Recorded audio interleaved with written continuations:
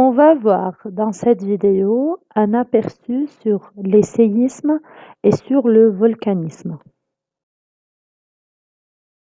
Comme d'habitude, on va commencer par une introduction, puis on va parler des séismes, du volcanisme, des consignes à respecter en cas d'éruption volcanique, des consignes à respecter en cas de séisme, et on va terminer par la répartition des volcans et des zones sismiques dans le monde.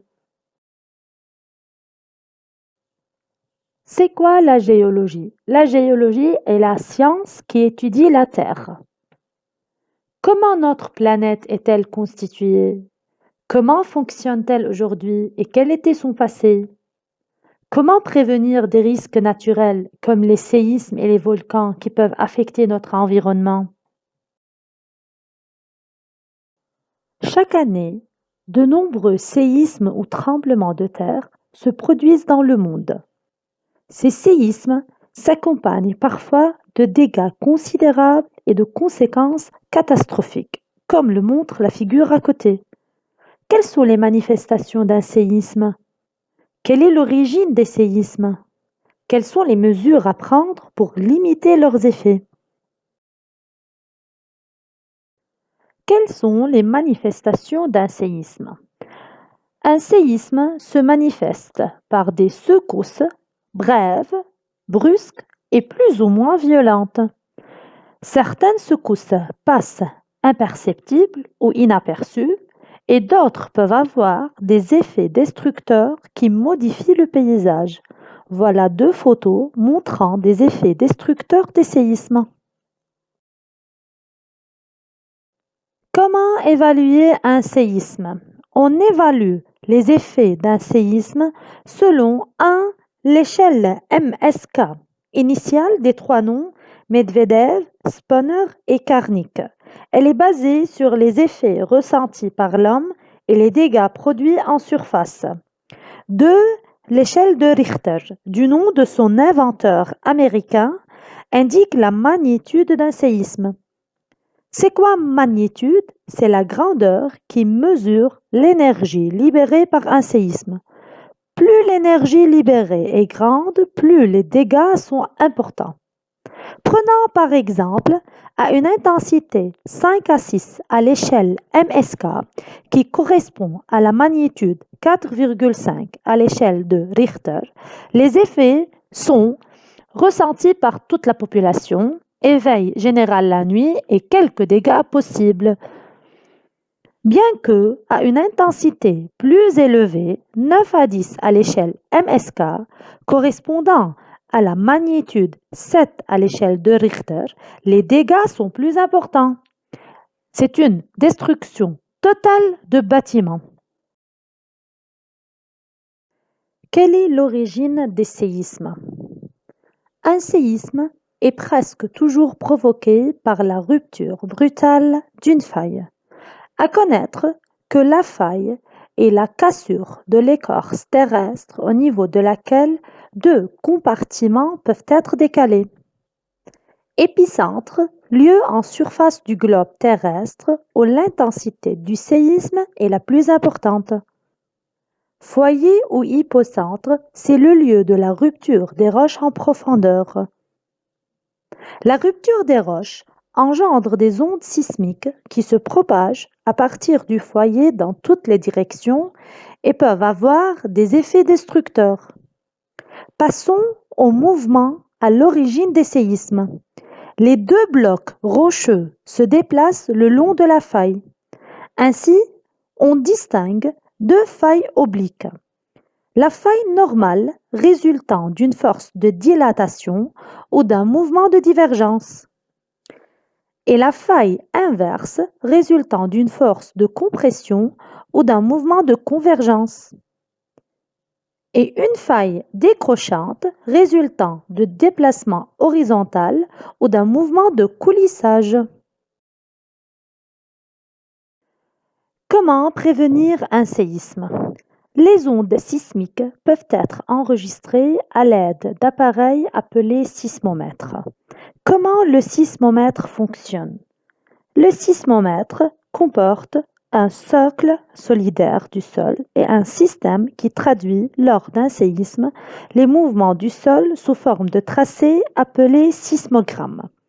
L'analyse des tracés obtenus au sismogramme permet de localiser, d'évaluer la profondeur du foyer et de déterminer la magnitude du séisme. Quelles sont alors les préventions pour les zones à risque? 1. Construction parasismique pour les nouveaux bâtiments. Consolidation des structures des bâtiments existants et interdiction de la construction dans certaines zones à forte sismicité. Le volcanisme. Chaque année, certains volcans entrent en éruption, c'est la période d'activité du volcan, et sont à l'origine des catastrophes pouvant faire des milliers de morts.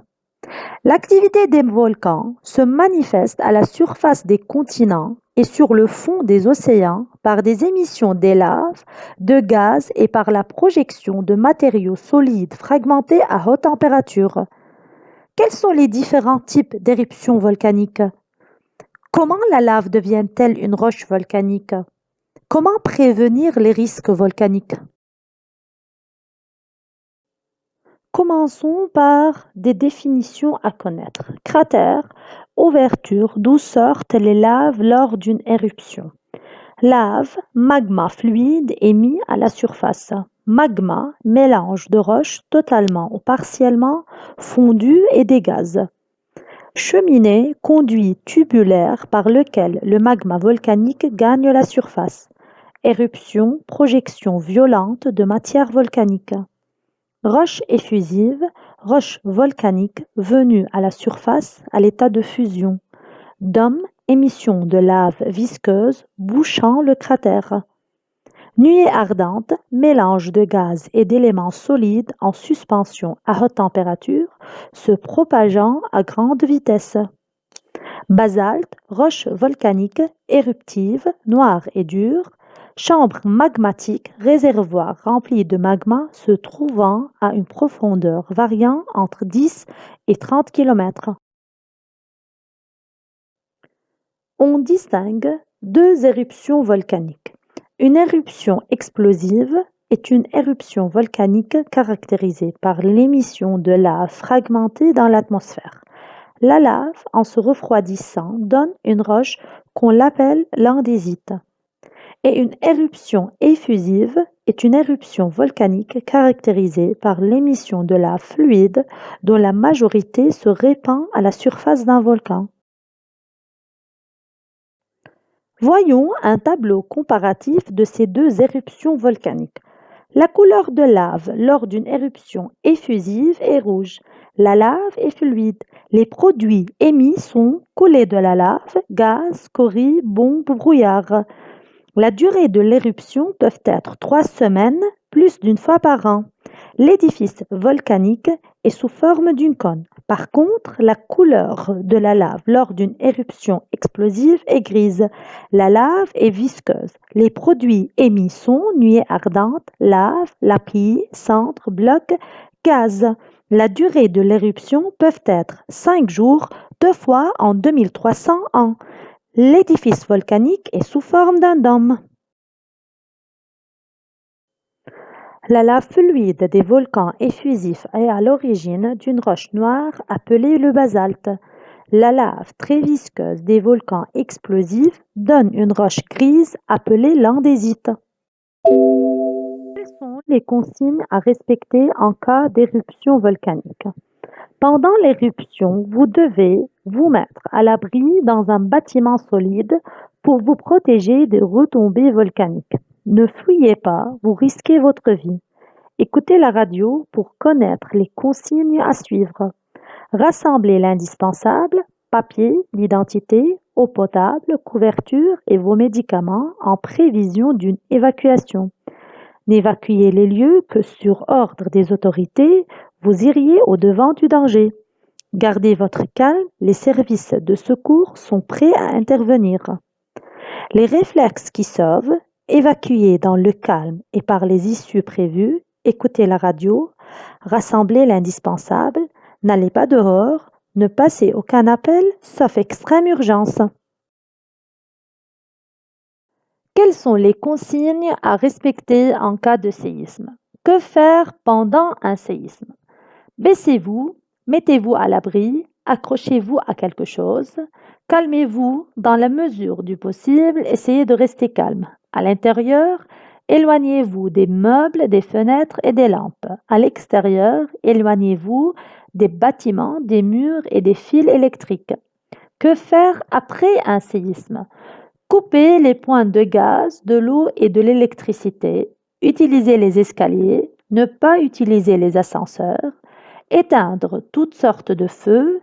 Illuminer avec lampe de poche, jamais avec du feu. Ne pas rentrer dans les bâtiments endommagés.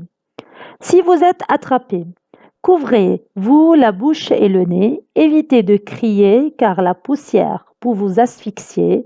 Cognez un objet pour connaître votre position. En cas de blessé, ne pas bouger la personne qui est sérieusement blessée à moins qu'il existe un danger.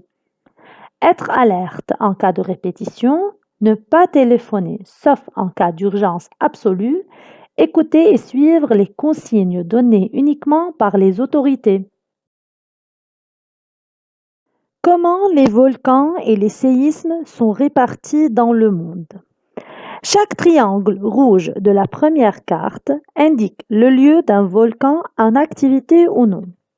Ainsi, les volcans explosifs sont alignés autour de l'océan Pacifique, en bordure des continents et près des fosses océaniques. Les volcans effusifs sont isolés sur les continents ou au milieu des océans. Et chaque point violet de la deuxième carte montre le lieu d'un séisme et cette répartition des points nous a permis de connaître les zones sismiques dans le monde. La comparaison des deux cartes montre que 1. Les lieux des volcans et des zones sismiques sont presque dans les mêmes régions. 2. On a plus de séismes que des volcans.